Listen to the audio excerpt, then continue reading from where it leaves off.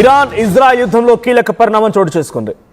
Iran supreme leader Ali Khamenei మరణం తర్వాత ఇప్పుడు ఆ స్థానంలోకి ఆయన కుమారుడు ముజ్తబా వచ్చారు.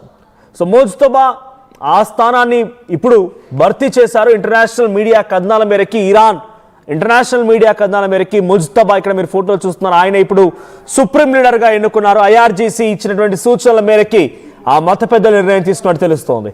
ఐఆర్జీసీ అంటే Iranian revolutionary guards and corps.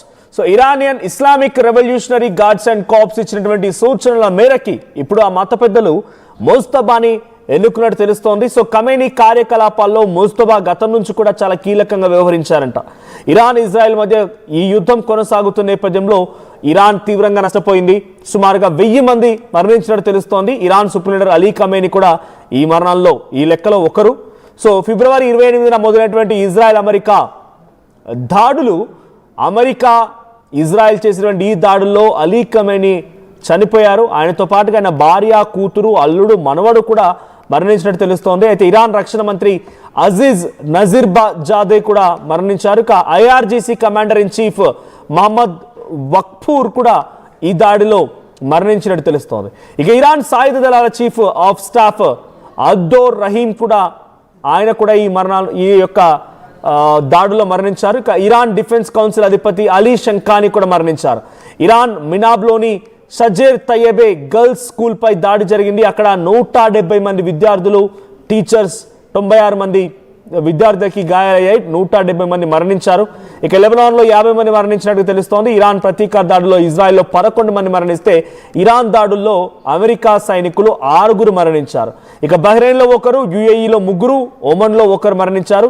కువైట్లో 2 సైనికులు సహా 3 వ్యక్తులు మరణించినట్టు తెలుస్తోంది. సో యాజ్ ఆఫ్ నౌ ఇరాన్లో కేవలం మాట్లాడుకుంటే 1000 మంది మరణించారు. సో ఇప్పుడు ఇరాన్కి కొత్త సుప్రీం లీడర్ వచ్చేశారు, ముజ్తబా ఖమేనీ. సో గతంలో అలీ ఖమేనీ ఉన్న సమయంలో కూడా ఆయనే చాలా కీలకంగా వ్యవహరించేవారు. ముజ్తబా ఖమేనీ అలీ ఖమేనీ వెంటే ఉండేవారు. ఇప్పుడు IRGC Islamic revolutionary guards and corps ఇచ్చినటువంటి సూచనల మేరకి మత పెద్దలు ఈ నిర్ణయం తీసుకున్నట్టు తెలుస్తోంది. సో అలీ ఖమేనీ తర్వాత ఇప్పుడు ఇరాన్ని లీడ్ చేస్తోంది ముజ్తబా ఖమేనీ. సో ఇప్పటికే ఇరాన్ ఇజ్రాయెల్ అమెరికా యుద్ధంలో మొదటి అడుగులోనే అలీ ఖమేనీ మరణించగా ఇప్పుడు ముజ్తబా ఖమేనీ సుప్రీం లీడర్గా వచ్చారు. మరి ఇజ్రాయెల్ అండ్ అమెరికా రెండింటి వ్యూహం అక్కడ రెజ్మీ చేంజ్, అంటే అక్కడ ఉన్నటువంటి నాయకత్వపుని చేంజ్ని కోరుకుంటున్నారు.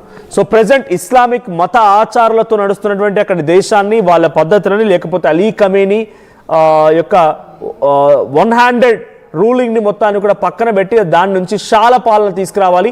షాల అయితే అమెరికా ఇజ్రాయెల్ కంట్రోల్లో ఉంటారన్నట్టుగా అమెరికా భావిస్తోంది.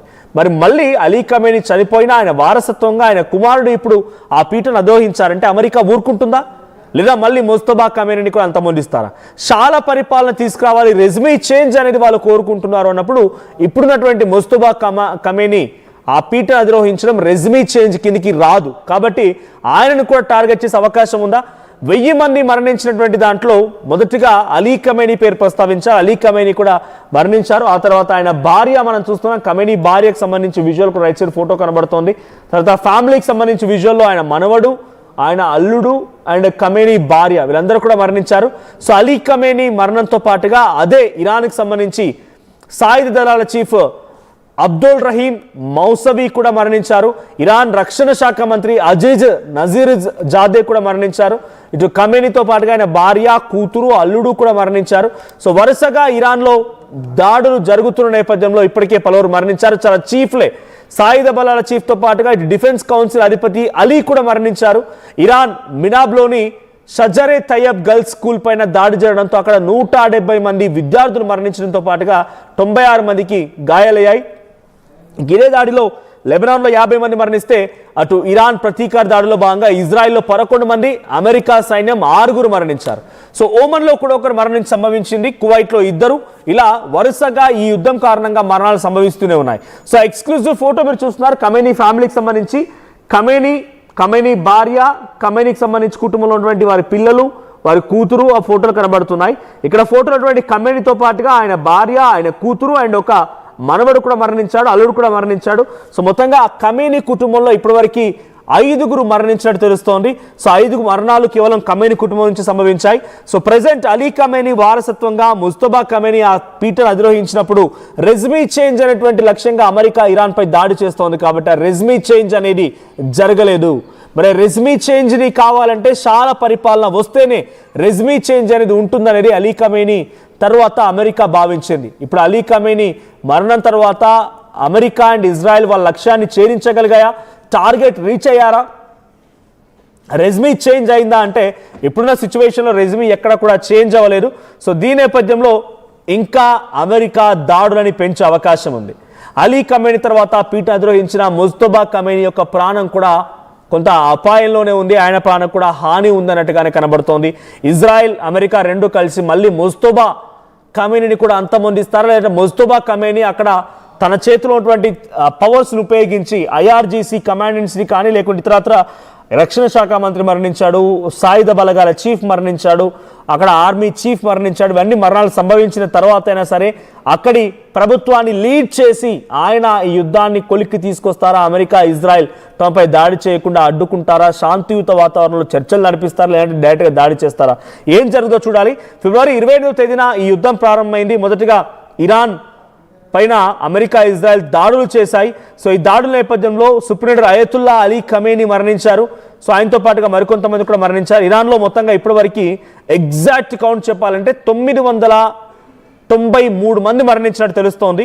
సో నివేదికలు చెప్తున్నాయి. ముఖ్యంగా సివిలియన్స్ ఉన్నారు. ఒక పాఠశాలకు సంబంధించి ఒకే చోట 170 మంది విద్యార్థులు మరణించారు. సో యుద్ధంలో అమెరికా సంబంధించిన సైనికులు కూడా 6 మరణించారు. ఇతర ప్రాంతాల్లో కూడా చిన్న సంఖ్యలో మరణాలు సంభవించాయి. సో చమురు ధరలు పెరిగిపోవడం కూడా ఆర్థిక ప్రభావాలు కూడా కనబడుతున్న యుద్ధ నేపథ్యంలో గల్ఫ్ దేశాల్లో కూడా ఉద్రిక్తతల పరిస్థితి కనబడుతోంది. ప్రపంచవ్యాప్తంగా పెద్ద ఇన్ఫ్లేషన్ తగ్గట్టుగా సూచనలు కనబడుతున్నాయి. ఇది ప్రస్తుతం అనేక దాడుల తర్వాత వ్యూహాత్మకంగా విమానాలు మిసైళ్ల తర్వాత జరిగినటువంటి పరిణామాలు. సో ఇప్పుడు ఇంకా ఇరాన్ దీన్ని ఎలా తిప్పికొడుతుందో చూడాలి. 1:many. సో ఇరాన్ ఒకటే ఉంది. ఇటువైపు నుంచి కువైట్, సౌదీ, బహ్రెయిన్, బనామా, తర్వాత ఖతార్, ఇవన్నీ దేశాలు ఉన్నాయి. సో ఈ అన్ని దేశాలు ఇజ్రాయెల్ అమెరికాకి సపోర్ట్ చేస్తూ వాళ్ళు నిలబడుతున్నాయన్నట్టుగానే భావించిన ఇరాన్ వీళ్ళపై దాడి చేస్తోంది. ఇప్పుడు ఇరాన్ దాడిలో గల్ఫ్ దేశాలు కూడా ఇబ్బంది పడుతున్నాయి. గల్ఫ్ దేశాలు కూడా రిటిలియేట్ చేసే అవకాశం ఉంది. గల్ఫ్ దేశాలు కూడా తిప్పికొట్టేటువంటి అవకాశం చాలా ఎక్కువ కనబడుతోంది. ఈ సిచ్యువేషన్లో ఇరాన్ దాన్ని ఎలా ఎదుర్కొంటుంది, ఎంత సమర్థవంతంగా వాటిని ఎదుర్కొని వాటిని తిప్పికొడుతుందో చూడాలి. At the same time Mustafa Khamenei తన ప్రాణాలు నిలుపుకోవడం కోసం ఎటువంటి ప్రయత్నం చేస్తారో చూడాలి. As of now Mustafa Khamenei రంగంలోకి దిగినట్టు తెలుస్తోంది. తన చుట్టూ ఉన్నటువంటి సైన్యాన్ని అలర్ట్ చేశారు. ఐఆర్జీసీ కూడా ఇన్ఫర్మేషన్ పాస్ చేశారు. ఇంటర్నేషనల్ మీడియా కథనాల ప్రకారంగా ఆయన ఆల్రెడీ ఆ కుర్చీని అధిరోహించారు. ఆ తర్వాత నెక్స్ట్ రిటలియేషన్కే స్టార్ట్ అవుతున్నారు. అమెరికా బేసెస్ పైన టార్గెట్ చేయడానికి ఇప్పుడు ముస్తఫా ఖమేనీ కూడా తమ సిబ్బందిని సిద్ధం చేసినట్టు తెలుస్తోంది. అలీ ఖమేనీ మరణంతో ఒక్కసారిగా ఆ దేశంలో మరింతగా దాడులు పెరిగిపోయాయి. ఇరాన్ కొంత దాడి చేసే ప్రయత్నం చేస్తూ ఉన్నప్పటికీ వాళ్ళ దగ్గర ఉన్నటువంటి సైన్యాధిపతులే మరణించడంతో వాళ్ళు లీడ్ చేసే లీడర్ లేకపోవడంతో అంత ఆందోళనకు గురయ్యారు. సో ఇక్కడ ఇంట్రెస్టింగ్ విషయం ఏంటంటే ఇరాన్లో అండర్ గ్రౌండ్ సంబంధించి కొన్ని సిటీస్ ఉన్నాయంట, బంకర్లు, ఇంకా ఎక్కువ చెప్పాలంటే అండర్ గ్రౌండ్ సిటీస్ ఉన్నాయంట. అండర్ గ్రౌండ్ సిటీస్లో అద్భుతమైనటువంటి వెపన్ సిస్టమ్ సిద్ధంగా ఉంది. ఇక వార్ వెపనిజం కూడా సిద్ధంగా ఉంది. వాటర్లో ఉన్నటువంటి వెపనిజం కూడా సిద్ధంగా ఉంది. సో నీళ్ళ ద్వారా దాడి చేయొచ్చు, అండర్ గ్రౌండ్ భూభాగం నుంచి కూడా దాడి చేయొచ్చు. దీనికి తోడు వాళ్ళకి కోబ్రా V8 అండ్ సైడ్ 4 లాంటి కొన్ని టెక్నాలజీ ఉన్నటువంటి రాడార్ సిస్టమ్ కూడా ఉన్నాయి. సో మిసైల్స్ కానీ డ్రోన్స్ కానీ ఏం జరిగినా ఎటువంటి వచ్చినా కూడా సో సిగ్నల్ ద్వారానే వెళ్తూ ఉంటాయి. ప్రిసైజ్ టార్గెట్స్ నావిగేషన్ ద్వారానే వెళ్తూ ఉంటాయి. సో నావిగేషన్నే బ్రేక్ చేసేటువంటి సిచ్యువేషన్ ఇరాన్ దగ్గర టెక్నాలజీ ఉంది. ఆ నావిగేషన్ని బ్రేక్ చేసి వాటిని డైవర్ట్ చేయడానికి, అంటే ఆ మిసైల్స్ని ఆ డ్రోన్స్ని డైవర్ట్ చేయడానికి ఇప్పుడు ఆ శక్తిని కూడా ఉపయోగించబోతున్నారు.